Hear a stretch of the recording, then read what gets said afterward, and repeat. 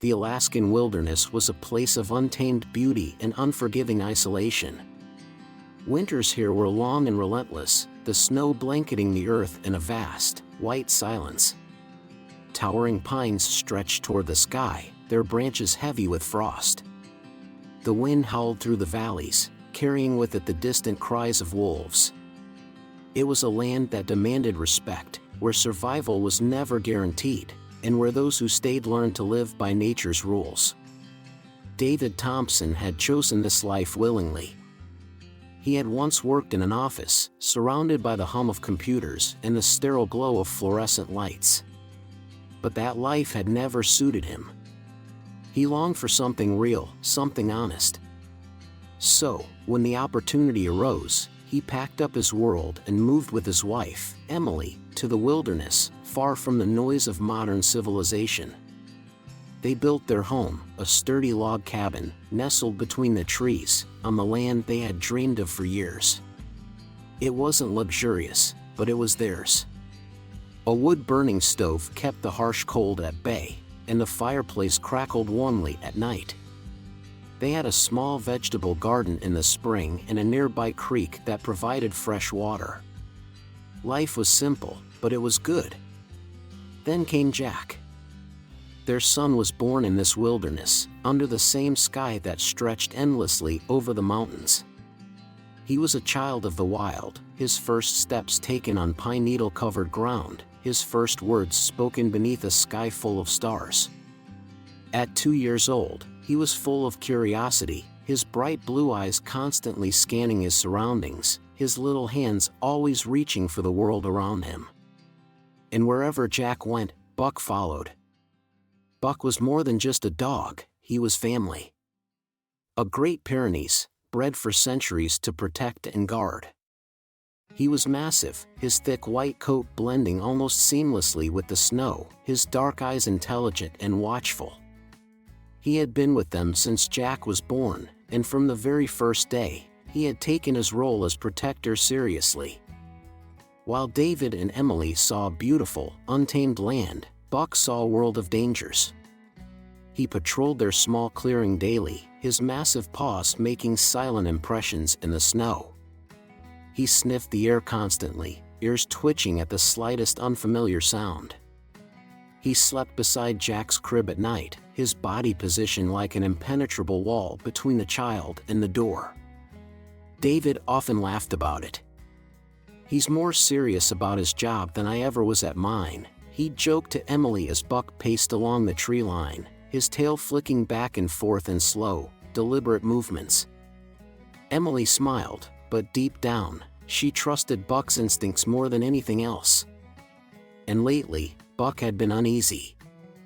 He moved differently, his pacing more frequent, his nose constantly lifted to the wind.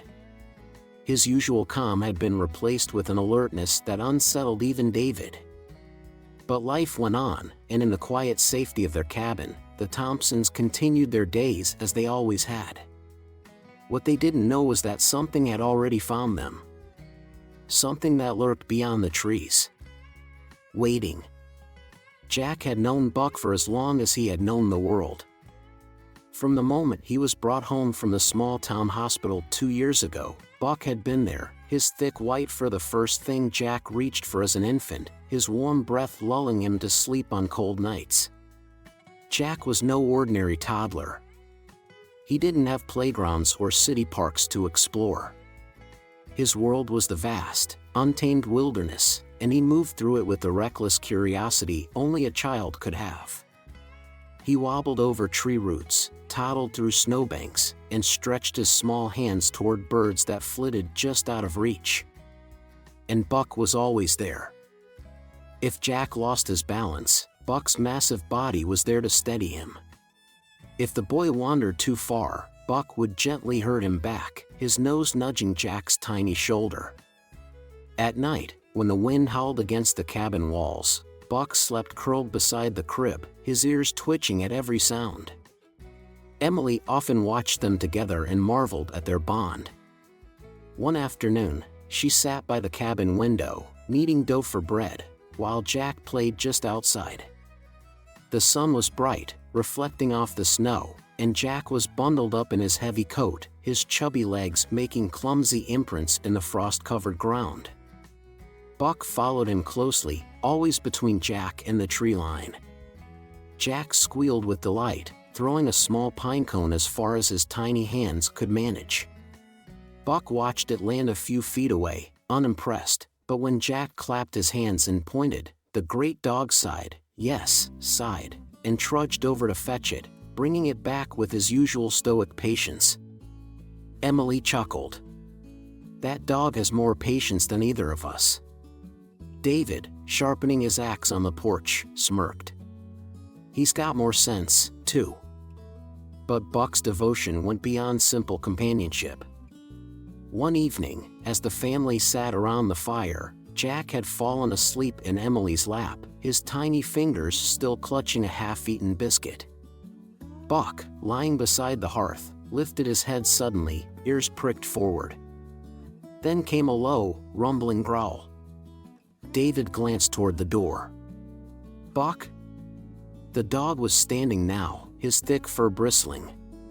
He moved toward Jack, placing his massive body between the boy and the entrance. Emily's breath caught. Outside, the wind howled, rattling the wooden shutters. It could have been nothing, just the sounds of the wild night. But Buck didn't relax. He stayed there, standing guard, his eyes locked on the door, his muscles tense. Jack stirred in his sleep, unaware of the quiet warning being given on his behalf. Emily and David exchanged a glance. Buck had sensed something. Something neither of them could see. And they would soon learn just how right he was. Winter had settled over the Alaskan wilderness like a heavy blanket. The days were short, the nights long and unforgiving. Snow piled high against the cabin walls, the cold seeping through even the thickest wool. For the Thompsons, the isolation was nothing new. They had prepared for it, firewood stacked high, shelves stocked with dried meats and preserves, their routines adapted to the rhythm of the land. But this winter, something felt different. Emily was the first to notice. "The forest is too quiet," she murmured one morning as she stood by the window, holding a steaming mug of coffee. David, pulling on his heavy coat for another round of woodcutting, barely glanced up. "It's winter. Everything's quiet." "No," she insisted. "Not like this." She was right. The usual sounds of the wilderness, the distant howls of wolves, the sharp calls of ravens, the rustling of unseen creatures moving through the brush, were gone. Even the wind, which normally howled through the trees, had softened into an eerie stillness. And Buck had changed. The dog had always been protective, but now, he was restless.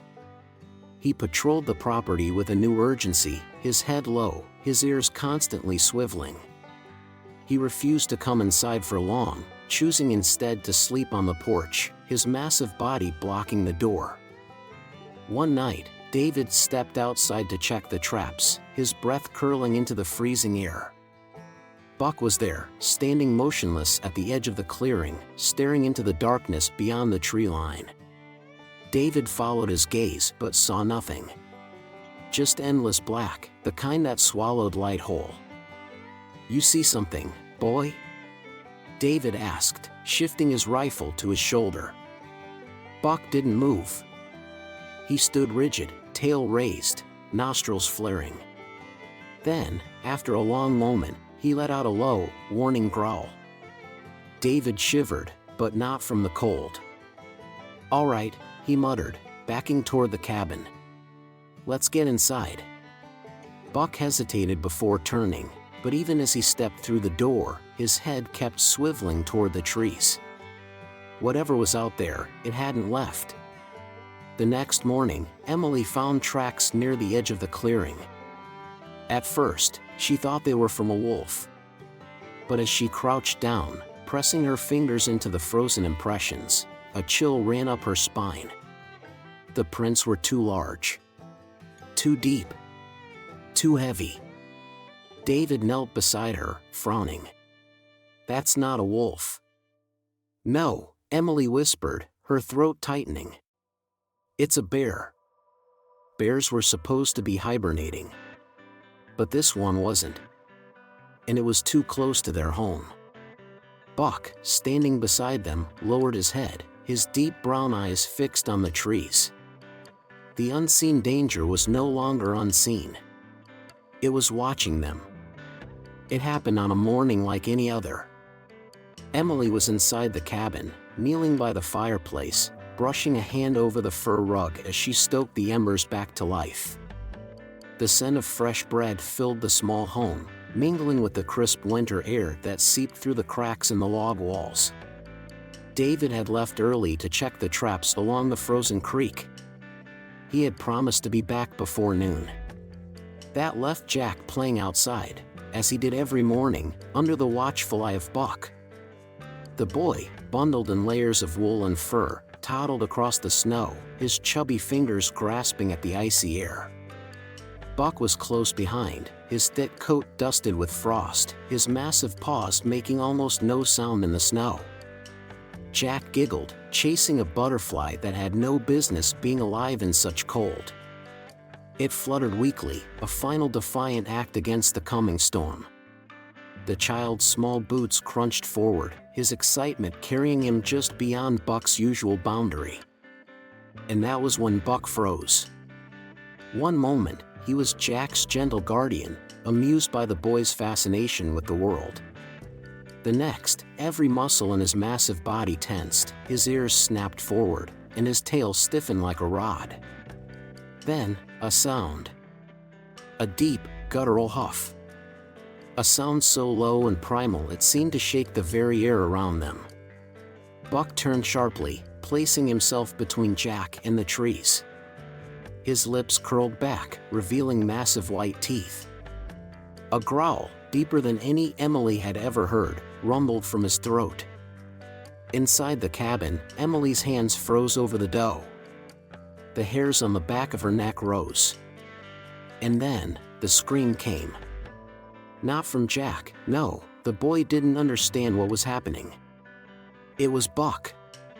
Emily had never heard her dog sound like that before. A roar, not just a bark, something ancient, something violent. She flew to the window, her heart hammering. That was when she saw it. A bear. It stood at the edge of the clearing, its massive form framed by the skeletal trees. It was enormous, easily 800 pounds of muscle and thick fur, its breath curling in the freezing air. Its eyes locked on Jack. Emily's body moved before her mind could catch up. She ripped open the door, bare feet hitting the frozen porch. "Jack!" she screamed. The child turned, blinking in confusion. But Buck did not hesitate. He lunged. The bear barely had time to react before 120 pounds of furious, snarling fur crashed into its legs. Snow exploded around them. The bear reared back with a roar of surprise and swung a massive paw. It connected. And Buck went flying. Buck hit the ground hard. A yelp tore from his throat as his body tumbled across the frozen earth, landing in a spray of snow. But he didn't stay down.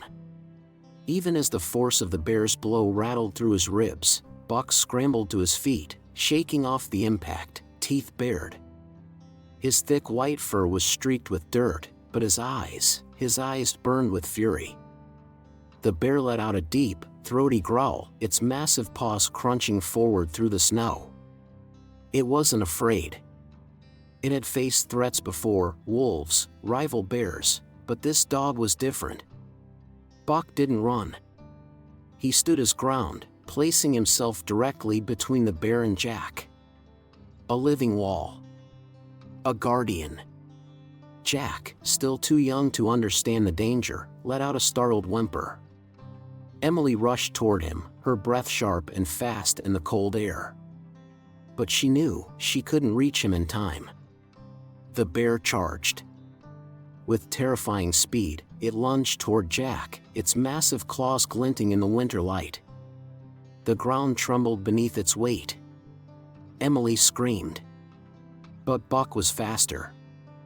He leapt. He threw himself at the bear's throat, his powerful jaws locking onto thick fur and flesh. The force of the impact sent both animals sprawling into the snow, a blur of snarling teeth and powerful limbs. The bear roared in rage, thrashing violently, trying to shake Buck loose. But Buck held on. His teeth dug deeper. His massive paws braced against the bear's chest, muscles straining, refusing to let go. The bear reared up onto its hind legs, lifting Buck clear off the ground. It shook its massive head, slamming Buck against the trunk of a nearby tree. A sickening crack. Buck let out a choked yelp as his body crashed into the snow. For a moment, he didn't move. Emily's stomach dropped. But then, slowly, painfully, Buck rose. Blood dripped from his mouth. His sides heaved with effort. One of his back legs trembled under his weight. Yet he stood. The bear huffed, nostrils flaring. It had expected an easy kill. A meal. A frightened creature that would flee. Instead, it had met something else entirely. It had met a dog that refused to break. The bear hesitated. It wasn't used to prey fighting back. And Buck was still staring it down, teeth glinting, ready to charge again. But he didn't have to. A gunshot split the air. David's voice, sharp and commanding, rang out through the trees. The bear flinched, its dark eyes flicking toward the sound. Another shot. This time closer. The beast grunted, shaking its massive head, and turned. It wasn't worth the fight. With a final, rumbling growl, the bear lumbered back toward the trees. Emily collapsed to her knees, pulling Jack into her arms. And Buck stood there, battered and bleeding, watching until the last shadow of the bear disappeared into the woods. Then, finally, he let out a heavy sigh, and fell. Buck lay motionless in the snow. Emily's breath caught in her throat as she clutched Jack tightly to her chest. The child whimpered, burying his face into her shoulder, but Emily's eyes were locked on Buck, on the way his chest barely moved, on the blood staining the white fur near his side. David was already running, his boots crunching against the frozen ground. He skidded to his knees beside Buck, his hands hovering over the dog's massive body. "Buck?" His voice was hoarse, afraid. The dog didn't respond. Emily stumbled toward them, her heart pounding so loudly it drowned out everything else. "Is he?" she choked out. David pressed his fingers gently against Buck's side. The dog was breathing, but barely. "He's alive," David whispered, but his pulse was weak. Buck's eyes fluttered open just slightly. Dark, tired, but still searching. Not for Emily. Not for David. For Jack. Emily swallowed the lump in her throat and knelt beside them, lowering Jack carefully to the snow. "Baby, go to Buck," she whispered. Jack, too young to understand the weight of what was happening, wiggled free of her grip and toddled toward the great dog. His small hands reached out, burying themselves in Buck's thick fur. "But," Jack mumbled, his name for Buck, the first word he had ever spoken. At the sound of the boy's voice, Buck let out the softest exhale. A breath of relief, of contentment. David ran a hand over his face, swallowing hard. "We need to get him inside. Now." Emily nodded frantically. They couldn't lose him. Not after this. Not after everything. David moved quickly, sliding his arms underneath Buck's massive frame. The dog let out a low whimper as he was lifted, but he didn't struggle. He was too weak. Inside the cabin, they laid him near the fire. Emily grabbed clean cloths, pressing them against the wound on his side. The gash from the bear's claws was deep, too deep. Jack sat beside Buck, his small fingers never leaving the dog's fur. Buck didn't move much after that. His breathing stayed slow. Shallow. David squeezed Emily's hand. "We have to prepare for..." No, her voice broke. She wouldn't say it. Jack suddenly yawned, curling up against Buck's warm side. Buck, even in pain, didn't move. He lay still, protecting Jack even now. Emily ran a trembling hand over Buck's head. "Stay with us," she whispered. And then, for the first time since the fight, Buck moved. His great head nudged toward Jack, pressing against the child's tiny frame. It was weak, almost imperceptible.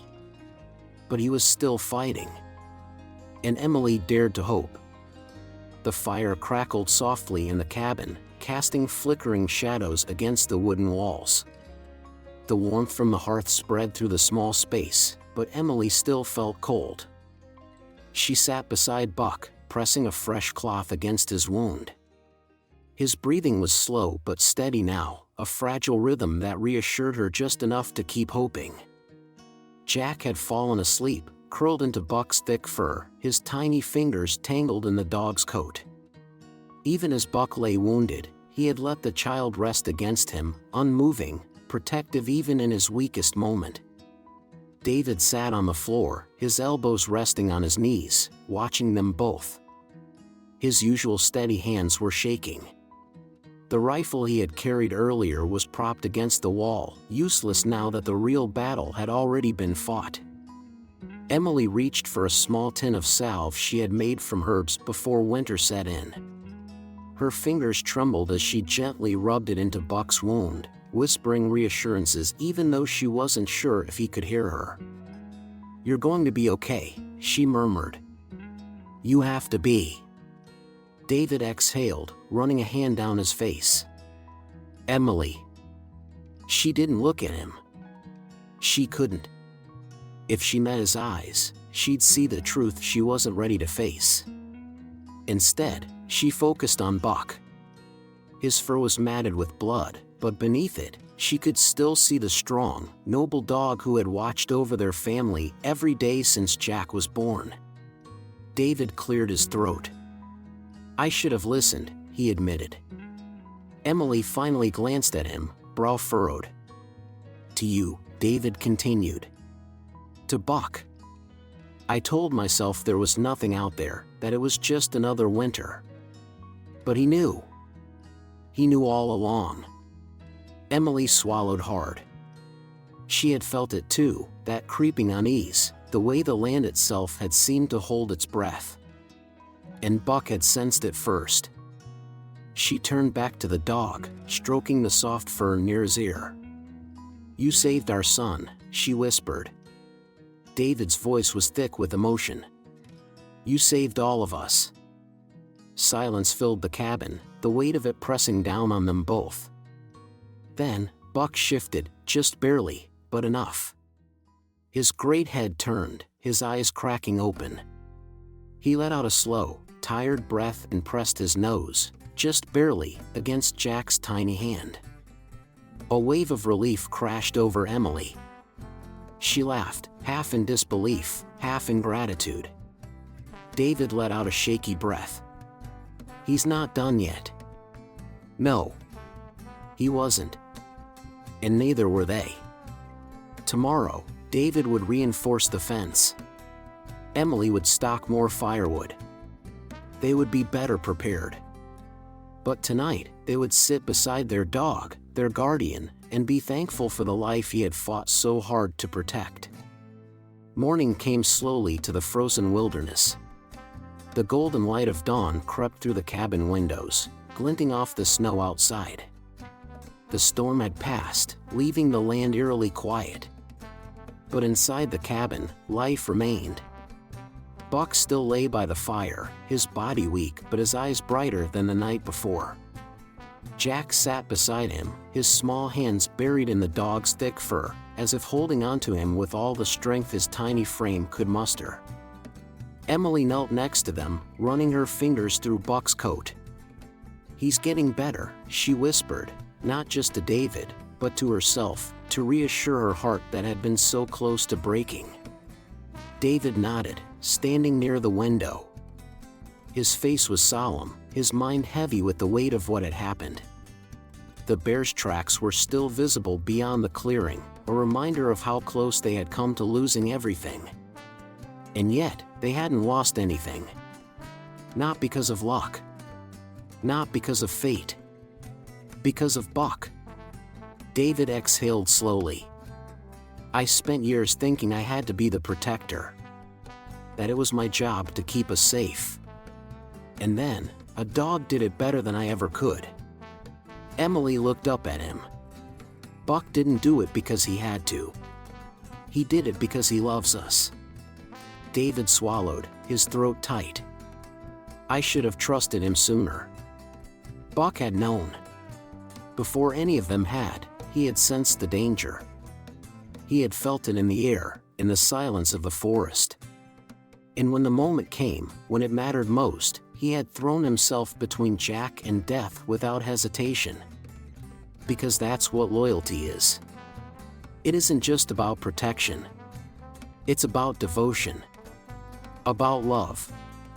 Jack, still too young to understand the depth of what had happened, suddenly leaned down and pressed his small face into Buck's fur. "But," he mumbled softly, his voice full of sleepy affection. Buck let out a slow exhale, a sound of quiet contentment. Emily's heart swelled. David turned from the window and walked over to Buck. He knelt beside him, resting a rough, calloused hand on the dog's side. "I won't ever take you for granted again," he murmured. The fire crackled beside them, casting warm light over the three of them, man, woman, and the dog who had saved their family. Outside, the wilderness stretched endlessly, untamed and unpredictable. There would always be dangers. But they would face them together. Because loyalty isn't about obligation. It's about love, the kind that stands between danger and the ones who matter most. And Buck, their silent, steady guardian, had given them the greatest gift of all. Each other. The end.